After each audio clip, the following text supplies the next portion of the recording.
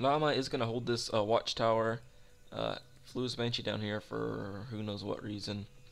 But what was I talking about? Oh, LaLuSh actually famous for a build that is named after him called the LaLuSh build, believe it or not, where it is a 2-base Hydra play. He uses it more against Protoss, but we might see it coming into play here as we do indeed have Hydralisks on the way as well as Infestors. This Viking getting a lot of scouting information. Not sure what these roaches are doing because they cannot shoot the Viking, but they do shoot away that Hellion and grab the Xel'Naga Watchtower. So back on the map for Naama, we do have Marines, Marauders, as well as Terran weapons level 1. But there are lots of Infestors and lots of Hydralisks and more Hydralisks on the way.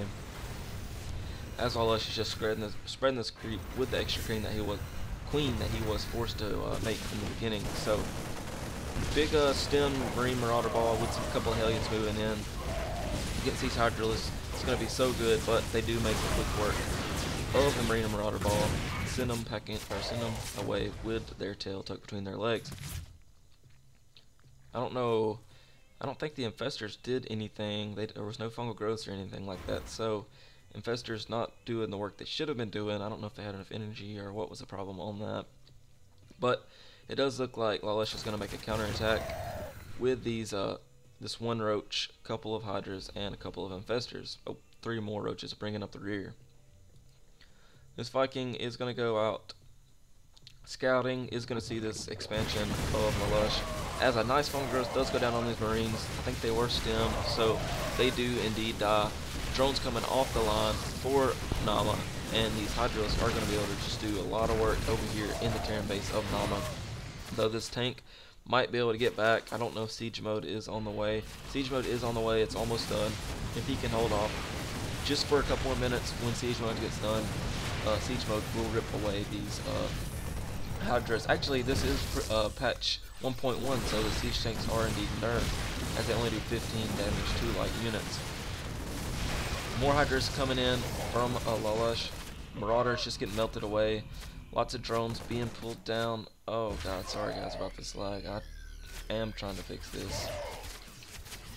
That was really strange for him to pull all of his drones and put them right back, as the Hydras are still there. But looks like the Hydralisks are going to pull back, wait for some reinforcements from these roaches.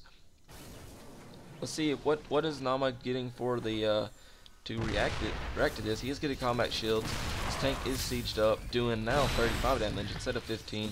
Still though, they were nerfed from 50 to 35, so not nearly the damage they used to do. So this is actually very, very good for LaLuSh, as these Hydras would have just gotten melted away before due to their very low HP of 80, taking 3 shots now instead of 2. Looks like a couple of missed rally roaches, as it does look like LaLuSh is pulling back. Another queen on the way, probably for this expansion down here. It is indeed. Going to Hive Tech, so we might see some kind of Ultralisk or Broodlord play from LaLuSh, as he still is getting his upgrades, more Infestors. For the Terran Naama, though, we do have infantry armor level 1, more Marines, more Marauders, as there is a drop coming down here in the back for Naama of Marines and Marauders. Going to take out its 4 colony, so it cannot shoot the medevac. There really isn't much up here for the Terran player to kill, though, as I believe the drones were moved, or maybe he killed them. Looking at the income tab. If he did, he didn't kill many, as LaLuSh is still ahead in harvester count. Very nice placement of this Overseer back here. I don't know if Naama can see it, but very nice nonetheless. Overlord here, so he'll know when the Terran army does move out. Moving out now is going to make quick work of the Overlord and kill it, as there is another one coming in. 2 Ravens coming around the backside, maybe just going to be checking for expansions. Not really sure what they are going to do other than that. What is this? Seeker missiles for the Ravens. So wow, this will be very interesting, as you don't see this upgrade very much. How much energy does it take? It does take 125 energy. There is only 200 total energy in the Ravens, so this should be a very crucial upgrade if you can get it to work. as he wants, as it is almost done. He already knows this expansion is here. These queens, though, should not be able to do anything detrimental. Nice auto turrets coming down, a total of 3, 4, 5 auto turrets. They are going to be pretty much null and void. Oh, actually, they do have range on this expansion here, but LaLuSh coming with his army going to be able to make quick work of the auto turrets, as they're very annoying. But we do have the Marine Marauder, or MMM ball for short, moving out for Naama with supporting siege tanks. Metabolic boost just now coming in as he continues to get the upgrades, LaLuSh that is. More drones being trained, and we do indeed have an Ultralisk Cavern come in for LaLuSh. So this should be very, very interesting as we are switching to tier 3 tech, lots with the very powerful Ultralisk. Maybe it's going to be some kind of confrontation coming on here. LaLuSh does not have control. Well, Naama now takes control of the Xel'Naga Watchtower, able to get all the sight that he needs. LaLuSh does see this with his overlords, though. It's going to go kill it. Oh no, it did not kill the Marauder. Wow, very low hit point Marauder, 4 hit points. So he's going to run it back in here, try to get sight again with this Xel'Naga Watchtower, as more reinforcements are coming in for Naama. Lots of siege tanks. These Marines are going to stem and kill as many overlords as possible, but he does pull back to his siege tanks, because it's going to be just terrible news if LaLuSh brings all of his units in with all these siege tanks.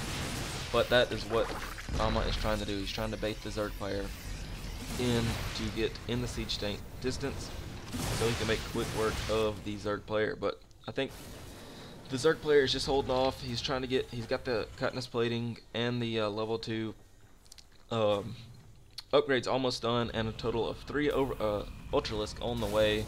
Bunker being placed down with supporting siege tanks by Naama. And there is going to be an engagement right here. Nice fungal growth going off on a couple of Marauders here. They should be weakened up pretty good. Or pretty softly, I should say.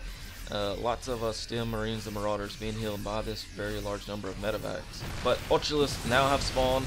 Looks like LaLuSh is going to push in. Lots of, no fungal growth going off. Stem, though, coming down for Naama. And wow, these Ultralisks are just making really quick work of these infantry units as well as the tanks. Very low hit points Ultralisk, though more on the way with Roaches and Hydralisks, just making quick work of the Marine Marauder ball. Very nicely played as Naama does GG.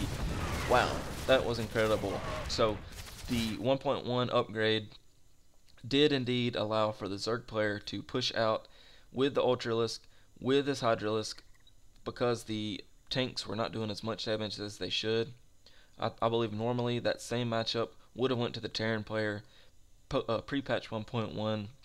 That could be arguable, though, as that was a very good game, though.